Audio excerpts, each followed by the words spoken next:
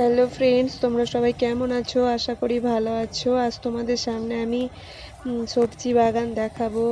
কিছুক্ষণ আগে দেখালাম ঝিঙের খেতে চলে এসেছিলাম আমরা বেড়াতে।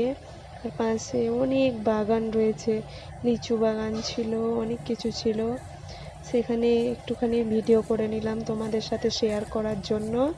আর আমার মেয়ে ঝিঙে দেখে তো ঝিঙেগুলো পেরে পেরে খাচ্ছিল। এই দেখো কত পেরে নিয়েছে, পটল, ঝিঙে, লালমি। দেখো আমার মেয়ে দেখাচ্ছে লালমি। তোমাদেরকে কার কার ভালো লাগে লালমি খেতে প্লিজ কমেন্টে বলো। ঝিঙে খেতে কার কার ভালো লাগে সেটাও বলো। আমার তো ফেভারিট এই জিনিসগুলো, এই সবজিগুলো দিয়েই আমার খুব ভালো লাগে ভাত খেতে। তোমাদের কার কার ভালো লাগে চলো একটু করে বলে দিও কমেন্টে। আর পাশে তো অনেক কিছু সবজি রয়েছে। এখানকার মানুষেরা কেউ সবজি কিনেই খায় না মনে হয়। যাদের সবজি বাগান রয়েছে তারা সবজি এখান থেকেই তুলে নেয়, দিয়ে রান্না করে খায়। টাটকা টাটকা সবজি খেতে খুব ভালো লাগে, তাই না? তোমাদের কার কার ভালো লাগে টাটকা টাটকা সবজি খেতে প্লিজ কমেন্টে বলো। আমরা তো খুব পছন্দ করি টাটকা সবজি, কিন্তু টাটকা সবজি কোথায় পাবো বলো?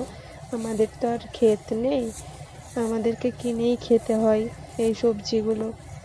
আর আমার মেয়ে কোনো দিন এই সবজি বাগানে আসেনি, তাই মেয়ের খুব ভালো লেগেছিলো সবজি বাগান দেখে। তোমাদের কার কার ভালো লেগেছে সেটাও বলবে। মেয়ে তো 4-5 ঘুরে ঘুরে বেড়াচ্ছিল, একবারও আমার সামনে আসছিল না, ওকে খুঁজে বেড়াতে হচ্ছিল। আর বলছিল মা শুধু লালমি খাবো আমি। খুব ভালো লাগছে। চলো টাটা।